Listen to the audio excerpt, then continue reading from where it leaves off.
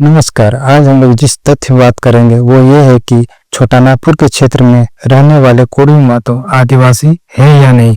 क्या छोटा नागपुर के क्षेत्र में रहने वाले कुड़मी मातों ने कभी अपने आप को क्षेत्र होने का दावा किया है? और ये सारी जानकारी मैं जहाँ से दे रहा हूँ उस बुक का नाम है बृहद छोटा नागपुर की आदि बुनियाद, जो आप अपने स्क्रीन में देख रहे हैं। कुड़मी के साथ पांग और घासी भी 1913 ईस्वी में भारत सरकार की नोटिफाइड ट्राइब्स थे। रांची जिला की जनगणना रिपोर्ट 1901 में लोहार, गुलगुलिया आदि भी ट्राइब्स की सूची में थे। छोटा नागपुर को सर्वप्रथम कुड़ुमगढ़ फिर मुंडा लोग आने के बाद मुंडाओं ने नागा देश कहा, फिर इसका नाम पड़ा कुकड़ा प्रदेश। चैतन्य महाप्रभु ने नाम दिया झारखंड, ब्रिटिशों ने नाम रखा हिल ट्रैक जंगलमहल, फिर चुटिया नागपुर से छोटा नागपुर पड़ा। 1969 के CNT एक्ट के अनुसार जो गांव के प्रथम व्यक्ति यानी गांव बसाने वाले के नाम से जमीन का रिकॉर्ड होता था, उस रिकॉर्ड को भूइंहरी रिकॉर्ड कहा जाता था और गांव बसाने वाले व्यक्ति के जमीन को भूइंहरी जमीन कहा जाता था।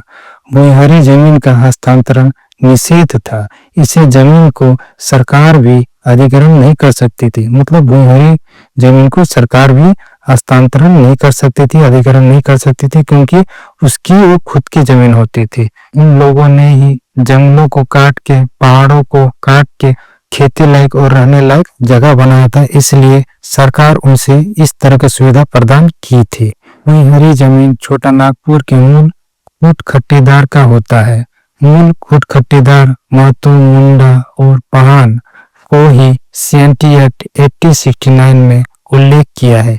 इस अधिनियम में महतो खूट, मुंडा खूट, पहान खूट के साथ साथ पानीभरा खूट, डाले काटारी खूट और भूतखेदा खूट को मूल खुट खट्टीदार भूइंहरी कहा गया है। वैसे तो भारत के प्रथम लिखित कानून परमानेंट सेटलमेंट 1793 ईस्वी में सिर्फ कुड़मी महतो को ही खुट खट्टीदार कुड़मी माना था। इसका मतलब ये हुआ कि कानूनी तौर पर पहला जिसे खुट खट्टीदार कहा गया है वो कुड़मी महतो ही है। उसके बाद ही किसी और जनजाति या जाति को खुट खट्टीदार कहा गया। आज भी CNT एक्ट के अंतर्गत आने वाली ST, SC और BC का जमीन जनरल कैटेगरी के लोग या बाहर के लोग नहीं खरीद सकते, परंतु CNT एक्ट 1908 की धारा 49 को 1996 में संशोधन करके ST की भूइंहरी जमीन भी जनरल कैटेगरी के व्यक्ति को हस्तांतरण हो जाता है। छोटा नागपुर टेन्योर एक्ट 1869 के खिलाफ तत्कालीन बृहद छोटा नागपुर यानी तत्कालीन बंगाल, बिहार, उड़ीसा एवं मध्य प्रदेश तक था, परंतु बिहार एवं उड़ीसा प्रोविंस अलग करने से पहले ही षड्यंत्र करके CNT एक्ट 1908 को बृहद छोटा नागपुर में लागू होने से रोक दिया गया। CNT एक्ट 1908 का क्षेत्र तत्कालीन बंगाल प्रोविंस के रांची जिला, सिंहभूम जिला, हजारीबाग जिला एवं पलामू जिला तक ही सीमित रखा गया था। फिर 1909 में और एक जिला मानभूम को जोड़ने के बाद सारा बृहद छोटा नागपुर को छोड़ दिया गया। बृहद छोटा नागपुर में पहले से ही छोटा नागपुर टेन्योर एक्ट 1869 लागू है और इसके साथ ही शेड्यूल्ड डिस्ट्रिक्ट एक्ट 1874 भी लागू था, जिस कारण ब्रिटिश गवर्नमेंट का कोई भी कानून इस बृहद छोटा नागपुर में आदिवासी हित के विपरीत लागू नहीं हो सकता था तथा गैर आदिवासियों का अस्थायी रूप से बसना निषेध था। ऊपर से रैयतों के लिए नया कानून छोटा नागपुर टेनेंसी एक्ट 1908 लागू होने वाला था। वैसे में टाटा कंपनी का अस्थायी रूप से बसना या स्थापना करना कठिन था, इसलिए ही टाटा कंपनी की स्थापना की इजाजत ब्रिटिश सरकार ने 1907 को दे दी थी और इसके बाद ही छोटा नागपुर टेनेंसी एक्ट को 1908 में लागू किया गया। फिर भी सिंहभूम के ही सरायकेला स्टेट के अंतर्गत CNT एक्ट 1908 को लागू नहीं किया था। सरायकेला में तो CNT एक्ट 1908 आजादी के बाद 1948 में लागू किया गया। अब हम लोग जानकारी प्राप्त करते हैं कि छोटा नागपुर के कुड़मी लोगों ने कभी क्षत्रिय होने का दावा किया है कि नहीं। ऑल इंडिया कुड़मी क्षत्रिय एसोसिएशन ने 1929 ईस्वी को मुजफ्फरपुर में एक महाअधिवेशन किया था। यह मूलतः यूपी, बिहार एवं महाराष्ट्र के कुर्मियों का संगठन था। कहा जाता है कि उस महाअधिवेशन में झारखंड के भी 3 आदिवासी कुर्मी को निमंत्रण देकर बुलाया गया था।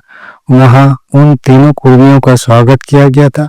मान लेता हूं कि तीनों को जनेऊ पहनाकर छत्र बना दिया गया था। ठीक उसी वर्ष यानी 1929 को ही ऑल इंडिया कुर्मी छत्र के सहयोग से उन 3 आदिवासी कुर्मियों को बलि का बकरा बनाकर और सहयोग देकर मानभूम के घाघर झूड़ी नामक स्थान पर सभा किया गया और 50-60 लोगों को जनेऊ पहना दिया गया था। इन सारे खेलों के पीछे ब्राह्मणवादी समाज की सोच और व्यवस्था काम कर रही थी। क्षत्रियकरण के खेल को अंजाम दिलाने के लिए 1923 ईस्वी में ही मानभूम क्षेत्र में हिंदुओं की जाति सभा हुई थी। इसी बीच ऑल इंडिया कुर्मी क्षत्रिय एसोसिएशन के महासचिव श्री बच्चन सिंह ने लगातार भारत सरकार के होम डिपार्टमेंट गृह विभाग को चिट्ठी लिखी कि कुर्मी को कुर्मी क्षत्रिय लिखा जाए। 30 अगस्त 1930 को श्री बच्चन सिंह ने भारतीय जनगणना कमिश्नर को चिट्ठी लिखी कि 1931 के जनगणना में कुर्मी के स्थान पर कुर्मी क्षत्रिय लिखा जाए। साथ ही कुर्मी के सभी सेक्शन को भी कुर्मी क्षेत्र ही लिखा जाए।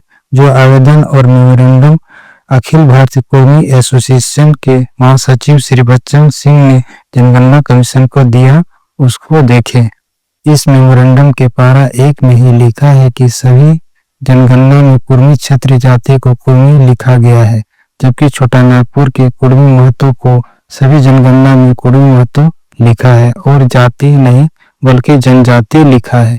कुर्मी महतो ने सेंसस ऑफिसर के सामने कभी भी कुर्मी क्षत्रिय लिखने का आवेदन नहीं दिया। पारा 2 में लिखा है कि जनगणना पदाधिकारियों ने कुर्मी क्षत्रिय लिखने से इनकार कर दिया है।